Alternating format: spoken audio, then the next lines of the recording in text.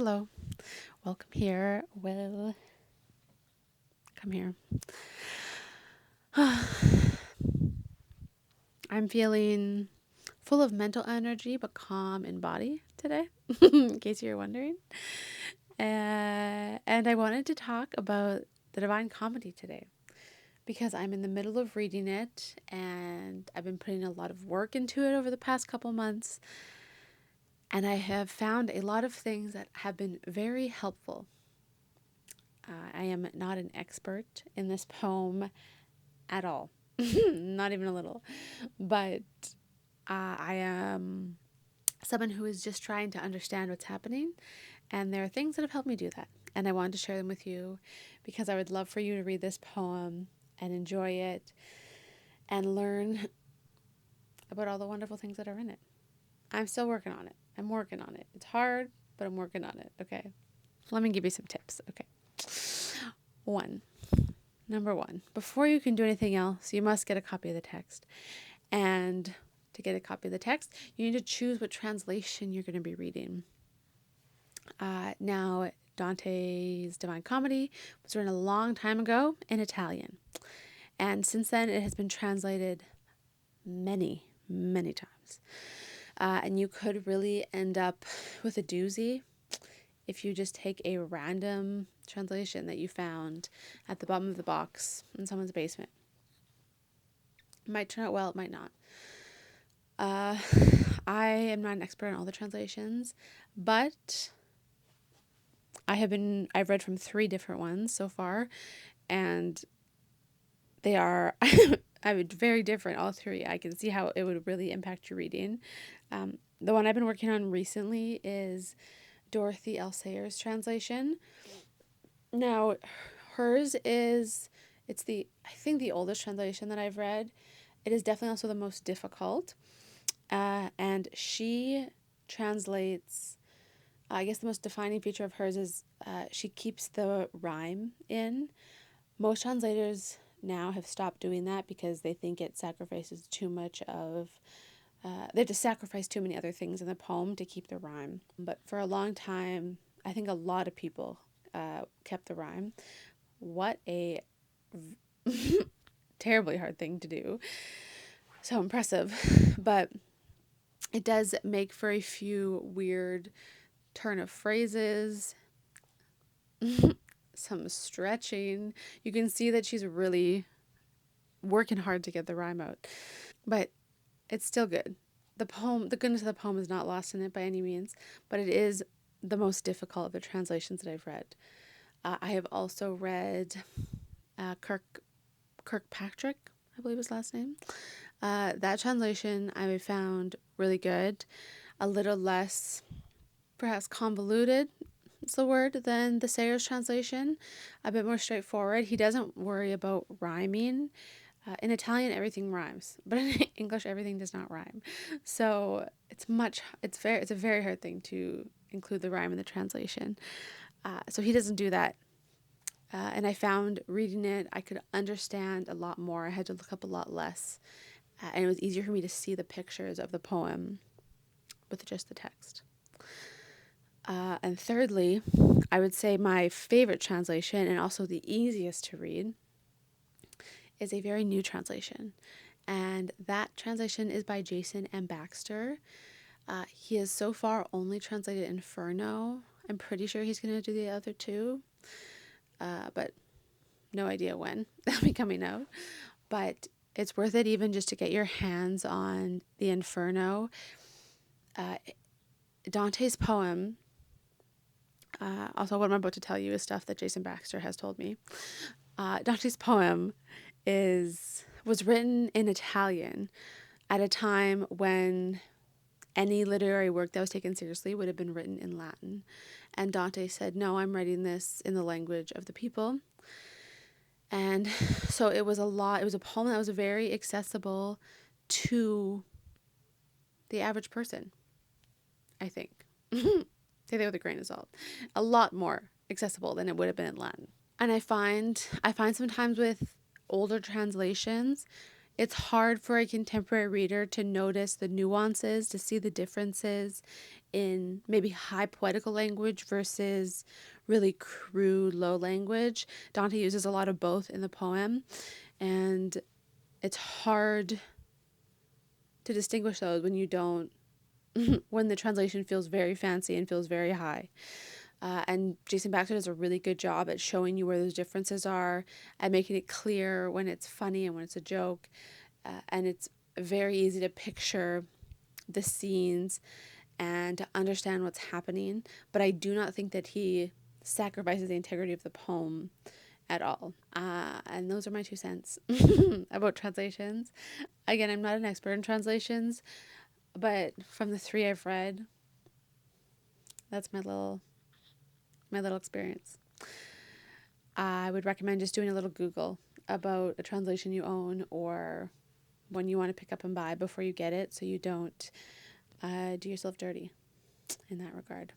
Another thing I found very helpful have been like notes, text notes and footnotes, literature around the poem.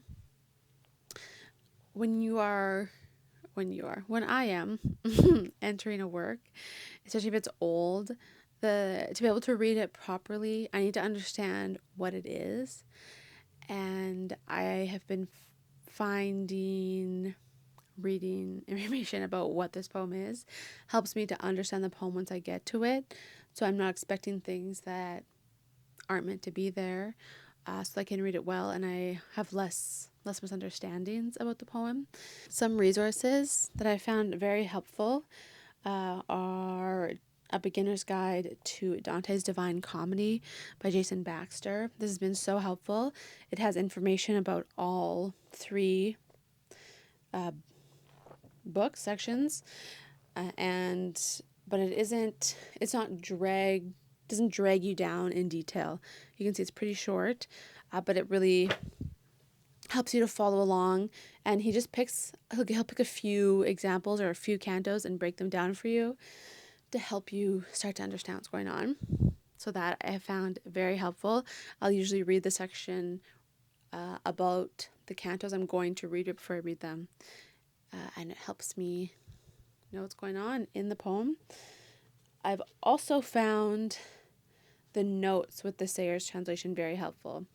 That was the main reason that I picked up this translation, is that I've heard her introductions were really incredible. And people were right. I found them very interesting. And listening to people talk about this poem, especially people who have translated it, they love it so much. They see so much in it. And just reading about someone's love for something helps you love it.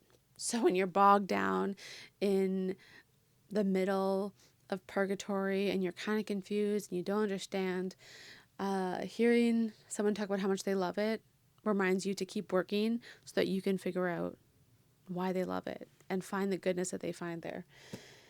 So these are very helpful.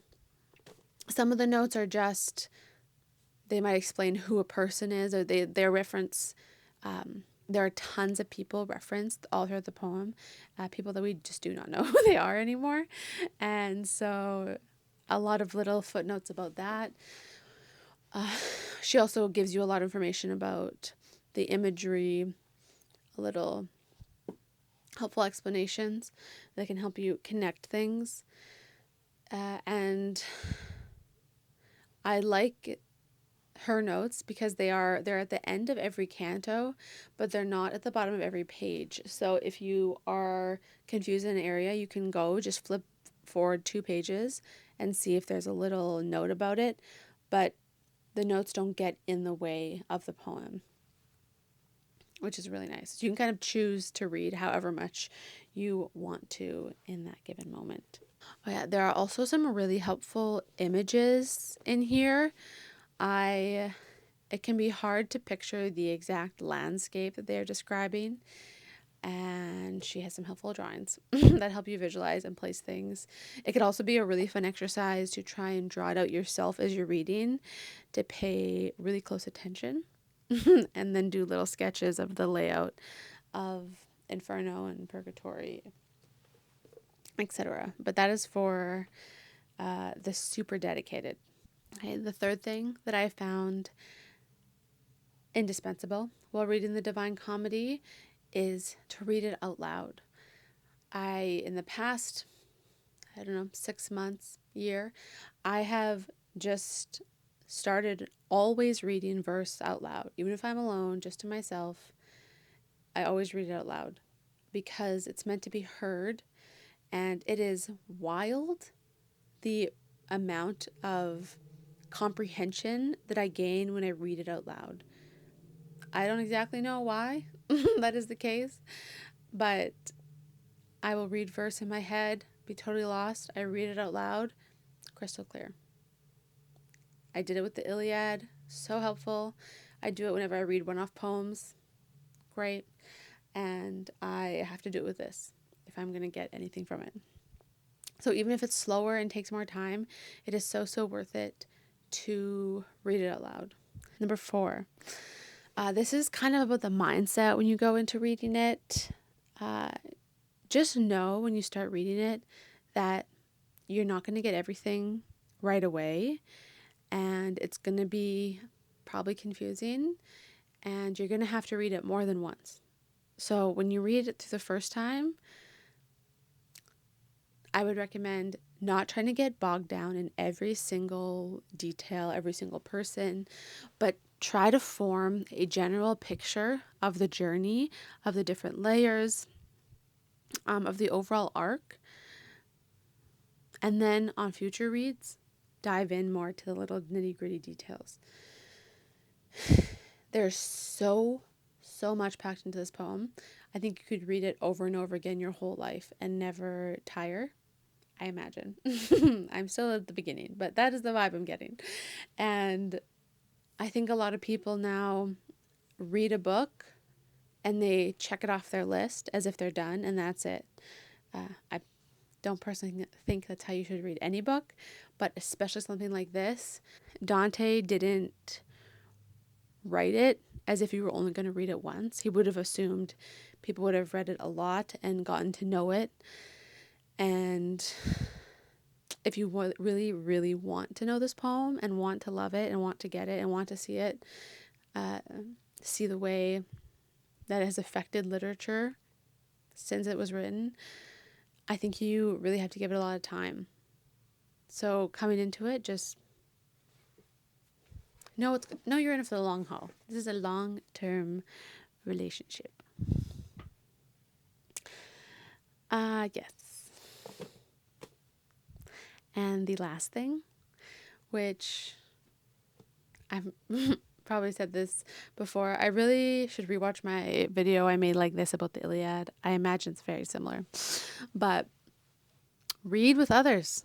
These hard books, you have to read them with others. I'll say it once, I'll say it a million times. Get a friend who is keen and will hold you accountable and will help you. It is so nice to go meet with people who have all been reading the same book and come together and share our little bits or ask all our questions. I always leave book club feeling very happy, but having a greater appreciation of the work, a better understanding of the work. We're not scholars. We just are reading it, asking our questions, just simple like, what is happening here? What's up with this weird thing? That's it. And we all just kind of spitball and chat. Some people have different footnotes or different things they've read, and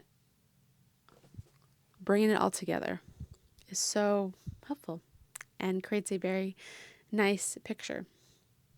That is all I have for you today. I hope these tips are helpful. Let me know if you have any other suggestions. I'm sure there are tons of resources online. These are just things that I've done.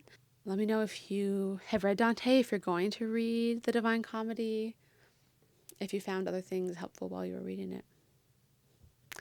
I really hope you have a lovely day, and I will talk to you very soon.